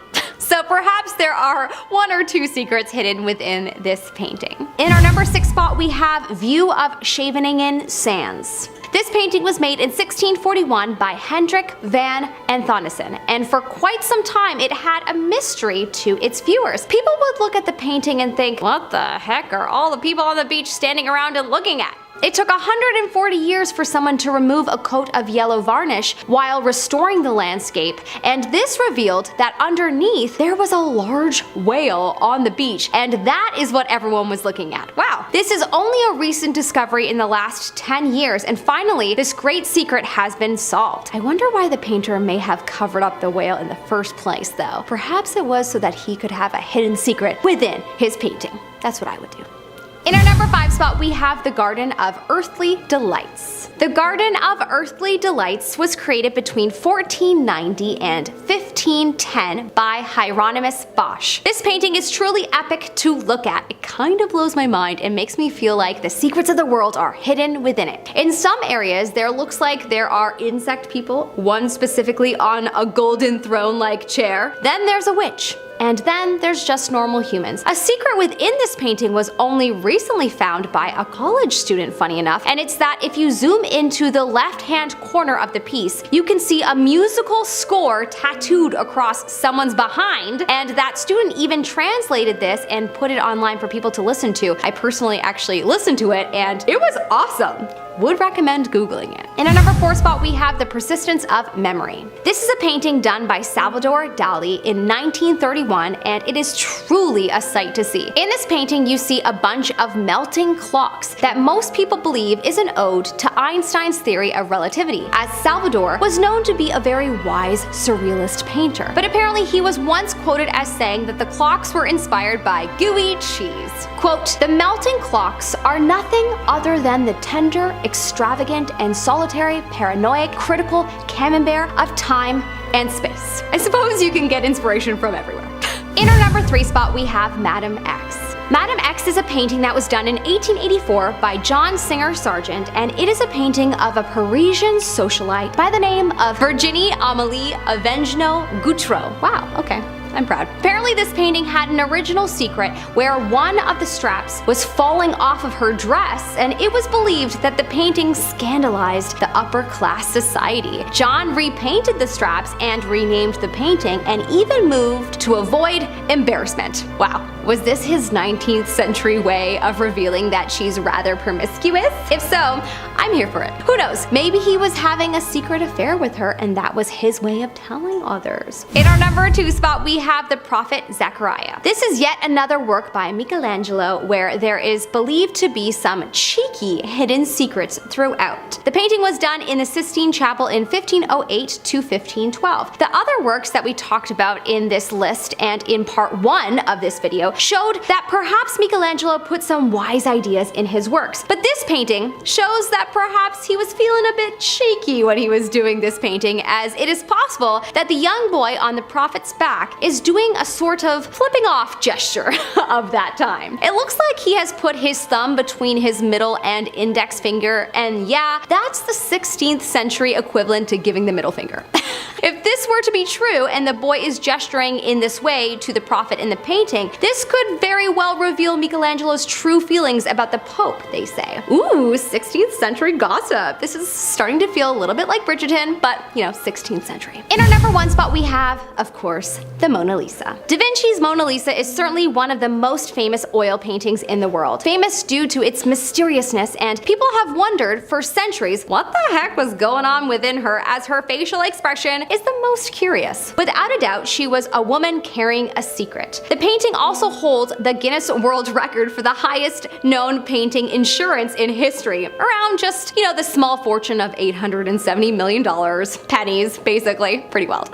This painting was made around 1503 to 1506 and has some speculation around it, including some believe that Mona Lisa was pregnant and that her holding her tummy depicts the secret, as well as the veil she was wearing was often worn by pregnant women. It was also discovered that there are numbers and letters in her eyes. L was in her right eye, believed to be the initial of the painter himself, Leonardo, and S in the left eye, believed to possibly be the first letter of the woman in the painting, which would totally debunk who people always believed her to be, Lisa Gherardini. The number 72 is also seen in the left eye, which could be a biblical reference, as the number 7 could mean the creation of the world. They say it took God, 7 days to create the world. And the number 2 represents duality, male and female. The number's significance just makes me believe even more so that she was pregnant. Maybe the S represents the initial of her future child. Who knows? In our number 10 spot, we have The Last Supper. For a very long time, well,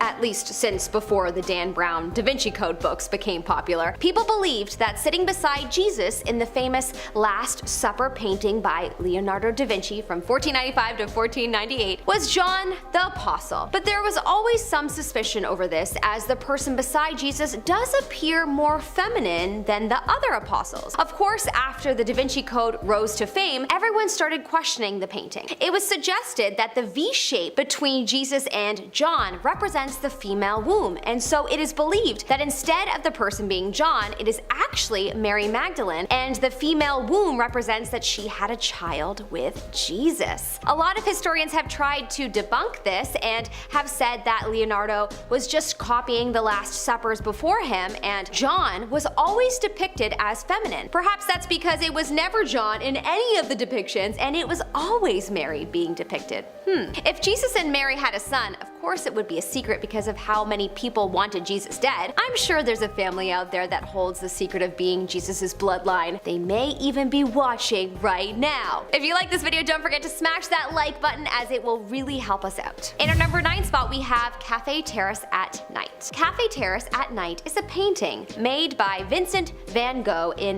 1888. For many years, it was thought to be a picture of a beautiful French cafe, but in 2015, a Van Gogh expert by the name of Jared Baxter proposed a theory around this painting that perhaps it holds a mysterious message, or perhaps it has an alternative meaning. It was proposed that this painting is Van Gogh's interpretation of Jesus' Last Supper. If you look closely at the painting, you see a man with long hair in white with a gold sash, possibly taking the order of someone at the table, or is he preaching to his 12 disciples surrounding him? It has also been thought that the shadow of a person in the left-hand corner is thought to be Judas, who betrayed Jesus. There is also hidden crucifixes throughout the painting too, including one above the possible Jesus. Of course, this is only a recent theory, which honestly feels pretty accurate, but sadly we will never be able to confirm it. In our number 8 spot, we have The Girl with the Pearl Earring. This is an oil painting done by a Dutch painter by the name of Johannes Vermeer in 1665. This painting has been a thing of wonder for many people throughout history, as the woman in the painting still remains unknown. Some believe the painting to be of Johann's daughter, and the pearl is a symbol of youthful purity and gentleness. Others claim it is probably someone that the artist loved. Personally, I think it's the latter, because the girl almost looks at the painter with longing. That tells me it's more likely that they were lovers than anything.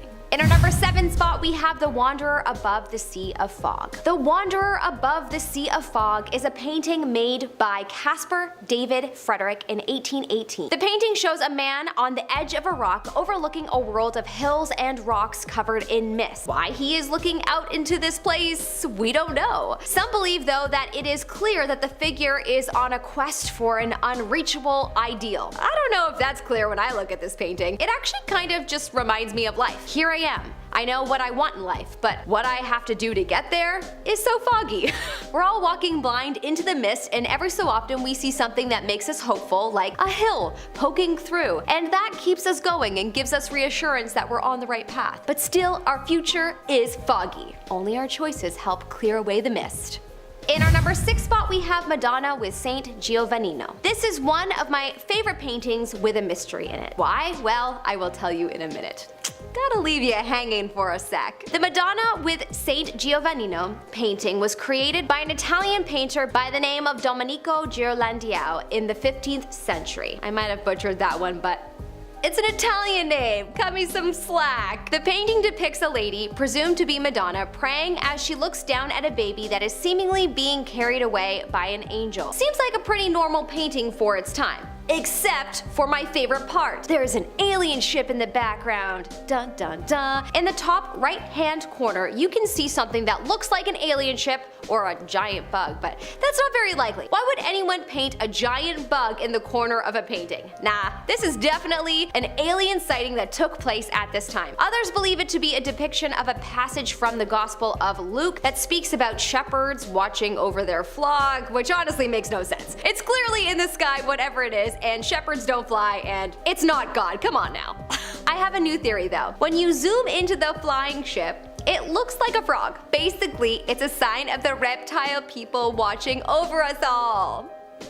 I'm 50% joking, 50% open to that theory being real. In our number 5 spot, we have The Ambassadors. The Ambassadors is a painting done in 1533 by Hans Halbianith Younger. The painting depicts 2 men looking rather unhappy, surrounded by a sea of objects. Are said to be Jean de Dinteville and George de Selve. To the passerby, this painting looks like nothing that extraordinary. The men are dressed in dark clothing, and the lighting of the painting isn't particularly bright, and so the energy of the painting isn't the most striking. But when you take a close look at the disc in front of them near the floor, it looks like a skull. A skull rendered in an anamorphic perspective. Why on earth was a skull included in the painting?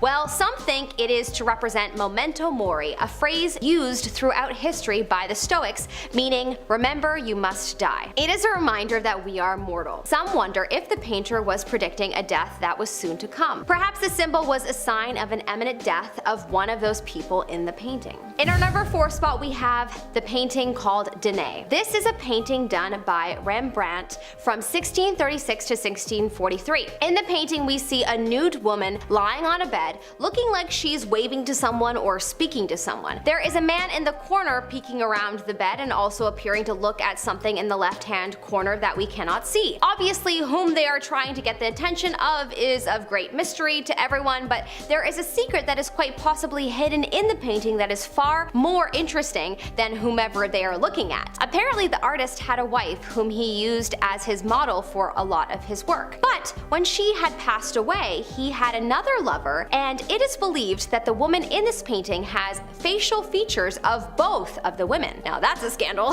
and also a little unsettling. If I was the second lover, I would be annoyed / weirded out by that. I would probably get over it because it's a clear sign that he is still grieving, but still, it's a little weird.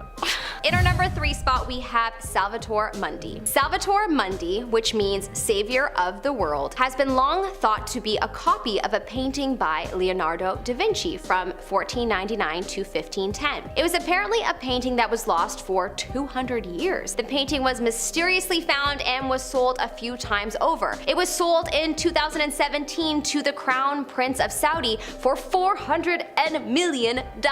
Sure, that's just petty cash to him. Anyways, the painting was originally found in terrible condition and required a lot of restoration, which has led some experts to think, is it even Leonardo's anymore, even if it once was? In our number 2 spot, we have the death of Van Gogh. Okay, so this one isn't necessarily a secret hidden within a particular Van Gogh painting, but I mean, perhaps in his self-portraits, the secret is something hidden within him that he took to the grave. The secret I am referring to is the one that questions whether Van Gogh actually did, take his own life. Even though he managed to convince his brother and a few others that he did try to take his own life, not everyone is convinced. An incident happened where Van Gogh survived for a few days after, and then he passed away. There were a lot of signs around the incident that pointed to him possibly covering for someone. Apparently, the location where Vincent supposedly tried to injure himself is not a place where it would have been easy to do so. Apparently, there was no evidence that showed that a weapon had gone through him. And finally, there was a letter that he sent to his brother the day of the incident where he spoke excitedly about some new paints coming in. That doesn't sound like someone who was on the precipice of leaving the planet by choice. People have said that Van Gogh was an extremely kind man and that it's possible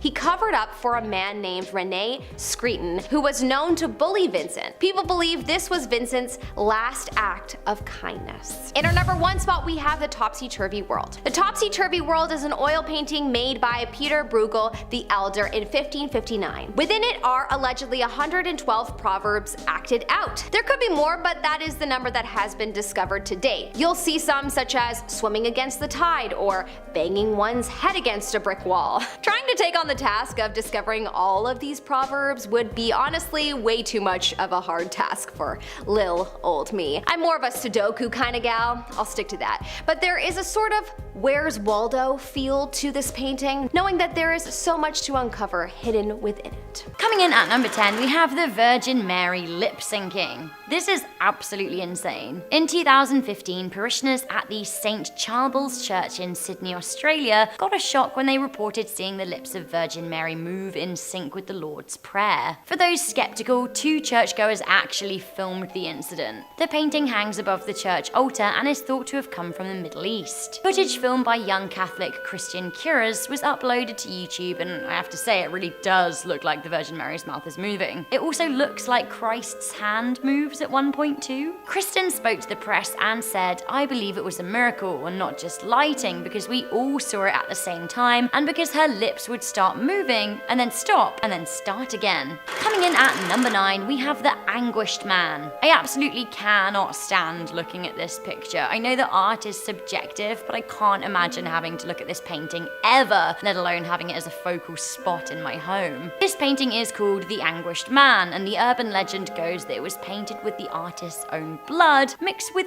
oil shortly before they killed themselves. That's right, painted in blood, then they committed suicide. Great! Once again, why would you ever hang this? The owner, Sean Robinson, was handed down the painting by his grandmother, but claims he doesn't display it because nobody likes it, and I wonder why. On the few times that he has displayed the picture, he and his family have reported strange goings-on such as bangs and voices and strange smells. They even reported that the painting moves of its own accord. Trying to find proof, Sean set up a camera in his spare room and recorded the activity over the evening. This is a piece of the footage that was recorded in June 2011. That's right, there it is. Now, according to Sean, the painting was at an angle and against the wall, and there was no drafts present, so it should not have been able to fall like that. This next one is a little bit of an urban legend, but stories are all over the internet. Coming in at number 8, we have Sonny's suicide painting. So according to urban legend, a teenage Japanese girl called Sonny drew this picture and then scanned it into her computer and uploaded it to the internet.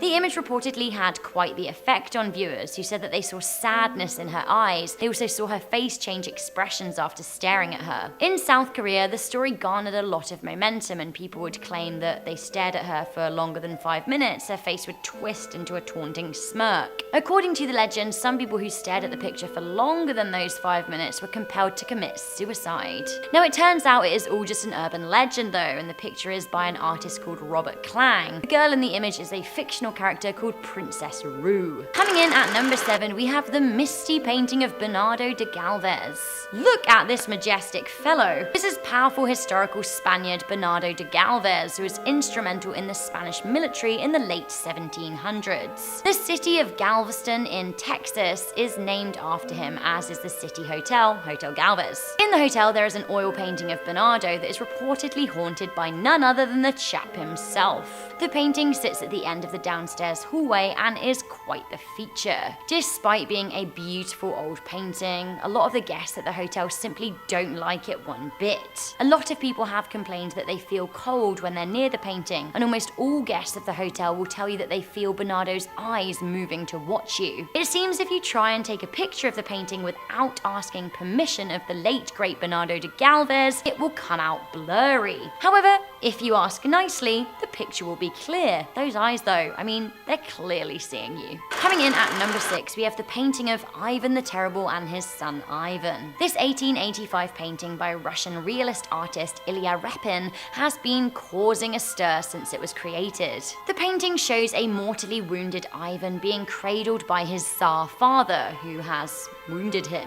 It is reported in history that he murdered him, although a lot of critics challenge the historical accuracy of that statement and this painting. Nonetheless, it is one of the most famous Russian classics, and it is currently in the Moscow State Technikov Gallery. When the painting was first unveiled, a lot of people claimed to be deeply unsettled by it. Some say they saw something terrible within the picture, other than the already terrible subject matter. In 1913, a mentally ill man slashed the painting with a knife, and it was restored by Repin himself. Once again, the painting was slashed in 2018 by a visitor to the Moscow Museum. Now, he reported to be shouting that he saw terrible images moving within the picture. The man was identified as Igor Podporin, who claimed that he was overwhelmed by something. He later blamed vodka for his outburst. Coming in at number 5, we have Love Letters. Love Letters is a painting of a 4-year-old girl, Samantha Houston, who was painted by Richard King in the style of a pre-existing work by Charles Trevor Garland. Samantha was the daughter of a Texan U.S. senator who died in 1887, aged 4, when she tripped and fell down a staircase as she sadly chased a ball. It seems, as a tribute, the Driscoll Hotel in Texas had a painting of her commissioned. Now, this still stands there today on the 5th floor. It seems that Samantha's spirit may have imprinted on the picture, as guests say that they've heard her giggling when they're nearby. Many guests report feeling like she's trying to tell them something, saying that they've seen her expression change when they look at the picture. Coming into number 4, we have a moving morning portrait. Now, this is a really scary video uploaded to YouTube in August 2008. Uploaded by Haunting Painting, it is called Scary Ghost Girl Painting Movements Captured, and it's pretty accurate. The painting is of an unknown child in the 18th century and is reportedly a mourning painting, a memento mori. This basically means a painting of a person that's died and it's been commissioned in order to remember them. Now, it seems that this mystery girl is haunting her own painting. The narrator of the video says that she sometimes weeps and that occasionally her mouth opens. Now, this moment was captured on camera, right? Terrifying. Now, a lot of people in the comment section are calling this fake, but honestly, I really didn't like looking at this picture while I was scripting this video. Coming into number 3, we have a painting of a headless man. I am not okay with this painting. Why? Well, because at first it looks like a nice little depiction of an old station wagon. That is until you realize there's a freaking headless man hovering around in it like a decapitated creep. The artist Laura P. painted this image in response to a photograph James Kidd had taken of a stagecoach stop in Tombstone, Arizona. Her finished painting was hung at an office in Arizona, but after 3 days, staff demanded it be returned to her. Workers said that their papers would go missing and that the painting seemed to always move. They reported that despite being constantly straightened, the painting would always become crooked on the wall. Laura then took the painting back and hung it at her home. Unfortunately for her, the weird occurrences surrounding the picture followed her. She said that doors would start opening and closing on their own in the room that the painting was in, and a glass even smashed in her hand right in front of the picture. Laura has expressed a desire to have the image destroyed, regretting ever creating the painting. She is worried what will happen if she does have it destroyed though. She doesn't want to anger the spirit. Coming into number 2, we have The Dead Mother by Edvard Munch. Like, Edvard basically just needed a hug. If you recognize his name, that's because he is the artist that was famously behind The Scream. I don't like The Scream either. I mean, it's a very, very good painting and very expressionist, but it freaks me out. However, I have to say this painting freaks me out harder. Munch's work is notoriously filled with pain and anguish, which is more likely than not down to his poor health and his difficult upbringing. His mother died when he was 5, which probably explains this unsettling painting. Now, the painting is called The Dead Mother and was completed in 1900. The picture is already scary to look at, but it gets even creepier when you hear what those who have owned it or worked with it have to say. Firstly, the little girl's eyes are said to incessantly follow people wherever they go, but worse still, it is said that the sheets on the dead mother's bed rustle or move. Some have even sworn that the little girl leaves the painting altogether. Coming into number 1, we have the Hans Resistim painting. Ugh, this again. I feel like this has come up on a few top 10s before and I do not like it. The Hans Resistim painting gained notoriety in 2000 when it sold on eBay for just over $1,000. The seller claimed it was haunted, and actually, it probably is. Reportedly, 3 people involved with displaying the painting died,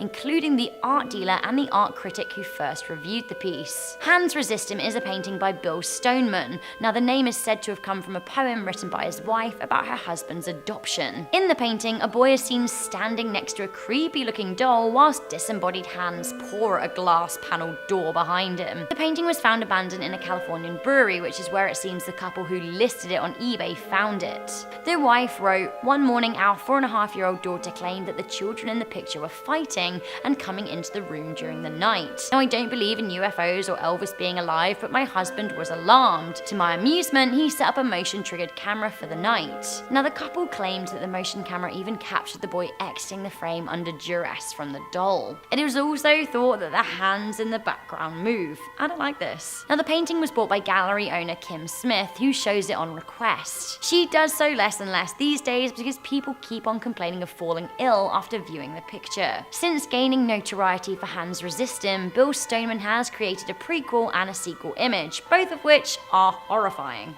Number 10, Memorial. Memorial is the name of this painting by Benton Spruance, made in 1951. Now, just looking at it makes me feel like it's haunted. I don't need any backstory here. The painting is of heads, skulls, and creepy masks on what appears to be a stake in the ground, and there's a cross in the background.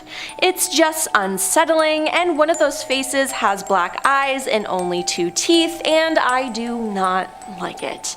Benton was known for making creepy work, so it's not shocking that he came up with this. A number of guests and staff believe that this painting is haunted, and I believe them. Looking at the painting gives people an uneasy feeling, and apparently there was a cold spot on the painting, which was strange because it was never near a vent or window that could cause a breeze. The painting was a gift from John B. Turner, and I suspect that he knew it was haunted and wanted to get rid of it. Number 9, Scarab. Rumor has it that the Smithsonian is home to many ancient Egypt treasures and artifacts. Now, were they stolen? That's a completely different story, but it's said that these items are cursed. With all those movies about Egyptian curses, this really doesn't surprise me. They have a scarab believed to be from King Tut. If you don't know what a scarab was like me, they were popular amulets and impression seals in ancient Egypt. There are many of them, and through their inscriptions and typology, they are an important source of information for archaeologists and historians of the ancient world. Now, it's said that bad luck will follow anyone who touches King Tut's body or anything in his tomb, and since this belonged to him, I'd say watch out. In 1922, when King Tut's tomb itself was unearthed after more than 3,000 years of uninterrupted rest, some believe the pharaoh unleashed a powerful curse of death and destruction upon all who dared to disturb his eternal slumber. So, since this scarab belonged to him, it's believed to actually be cursed from King Tut himself, so I'd stay away. Number 8, Mummified Cat Head. Yep, you heard that right, a mummified cat head. Only the head though, we don't know where the rest of the body is. It's a cat from 332 to 30 BC, it's wrapped in linen, and the ears are elaborately painted and modeled on the face of this cat mummy to give it the look of a real cat. The head contains a cat skull, and it was originally part of a complete cat mummy. Many workers have claimed to have seen a cat apparition move around this display. It's also seen around the halls and other exhibits as well. Now, it's probably just trying to find the rest of its body and doesn't mean any harm, but I feel like having a ghost cat though would be fun. Number 7. The Weeping Woman. The Weeping Woman, aka La Llorona, is a legend that has a wide variety of details and versions. In a typical version of the legend, a beautiful woman named Maria marries a rich man to whom she bears 2 children with. One day, Maria sees her husband with another woman, and in a fit of blind rage, she drowns their offspring in a river, which she immediately regrets. Unable to save them and consumed by guilt, she drowns herself as well, but is unable to enter the afterlife, forced to be in purgatory and roam this earth until she finds her offspring. The legend of La Llorona is deeply rooted in Mexican popular culture. It's said that if you hear her cries being distant, it means she's close, and if they seem close, that she's far. She usually has a loud cry, kind of like a coyote or owl. Now, the Smithsonian has this terrifying weeping woman doll, which currently isn't on display anymore, and I wonder why. Apparently, it was freaking out too many guests out, and just by looking at it, I can see why. It's also been reported that staff have heard sounds of weeping coming from the doll at night. Some people believe that the weeping lady is trapped in that doll, and all I gotta say is that doll is in the wrong museum. It needs to go join Annabelle and other cursed objects in Ed and Lorraine Warren's museum. Number 6. The Creeping Doll. The creeping doll, which is a creepy doll, is a prototype for a doll that could crawl on its own. It was invented in 1871 by George P. Clark. The goal of the doll was to make it crawl exactly like human babies do. The doll's arm, legs, and heads were all made of plaster and were painted. They were then attached to a brass clockwork body and moved along with the gears. To be honest, it looks like that creepy robotic baby like the one in Toy Story Sid has. Does anyone else see the resemblance? Now, with this just being creepy already, it gets even creepier. Staff have seen this doll creep forward on its own, and others have heard the sounds of children laughing and crying near it. Although I think what's truly haunting about this is how many times I've said the word creepy. Number 5. Mary Todd Lincoln's Dress. Mary Todd Lincoln served as the First Lady of the United States from 1861 until the death of her husband, President Abraham Lincoln, in 1865. Mary Todd married Abraham Lincoln on November 4th, 1842 at her sister Elizabeth's home in Springfield, Illinois. She absolutely loved her husband and was completely distraught when he passed away. She was in mourning for a long time and stayed in widow's clothes up until her own death. Due to this, she never wore any of her other dresses. She had a beautiful purple dress lined with lace, and she gave this dress plus others to her family members. The purple dress was given to her cousin, Elizabeth Todd Grimsley. In 1916, Elizabeth's son sold the dress to the Smithsonian, where it is today. It was to be a part of the First Lady's collection. Now, it's said though that this isn't any ordinary dress. Oh no, it is said that the dress is haunted by Mary Todd herself. People have heard weeping when they have been near this dress, which is just sad. There have also been times where people have claimed to see Mary Todd's apparition standing beside the dress. She means no harm, I guess she's just there to mourn, but that would be a sad and creepy sight. Number 4. The Hope Diamond. The Hope Diamond is gorgeous. It's 45.52 carats, it's a dark grayish blue, and the pendant surrounding the Hope Diamond contains 16 white diamonds. The necklace chain it's on also contains 45 white diamonds. Now, French monarchs, an heiress, and at least one unlucky postman have met misfortune after possessing it. The Hope Diamond's allegedly cursed reputation is well known. The diamond gets its name from the London banker Henry T. Hope, who purchased it in 1839. After Hope's death, the diamond passed through the hands of various owners. In America, the gem was feared to be lost in a shipwreck, but the rumor was refuted when the diamond appeared at a public auction in Paris on June 29, 1909. Evelyn Walsh McLean, a Washington, D.C. socialite and wife of the former owner of the Washington Post, acquired the diamond in 1911 for $180,000. Now, she too suffered the curse of the diamond as her husband died in a mental institution, her eldest son died in a car accident, and her daughter took too many sleeping pills. She believed in the curse, but she continued to wear the diamond and would not sell it for fear of bringing bad luck to someone else, which is really considerate if you think about it. After Evelyn's death in 1947, the diamond was found along with $4 million worth of other jewels stored in shoeboxes in her bedroom. Then Henry Harry Winston, a leading American jeweler and gem dealer, bought the diamond from her estate in 1949, and in 1958 he donated the diamond to the Smithsonian Institution where it is today. Number 3. Black Aggie.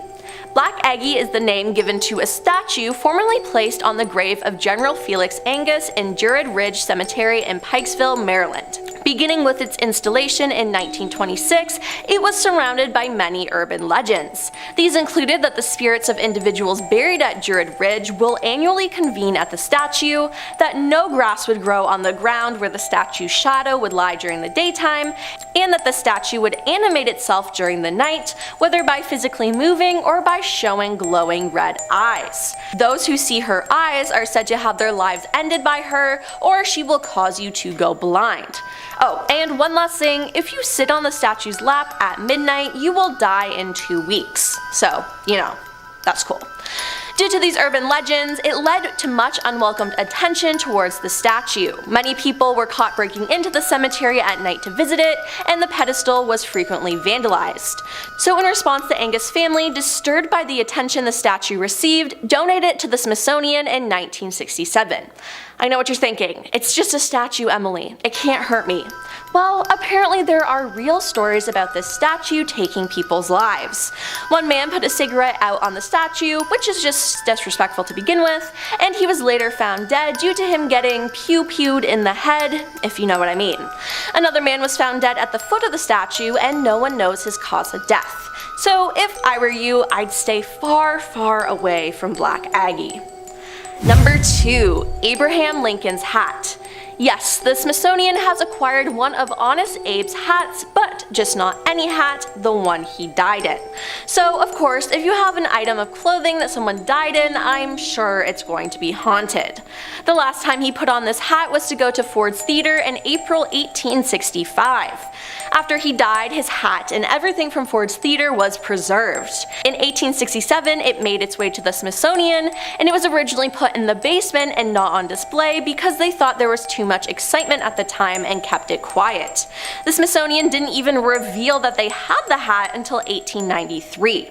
It's now one of the Smithsonian's most treasured objects, and obviously it's haunted by Abe himself. A number of people have seen his apparition around the museum, and does that mean that him and Mary haunt the Smithsonian together? Cause that's a couple goals.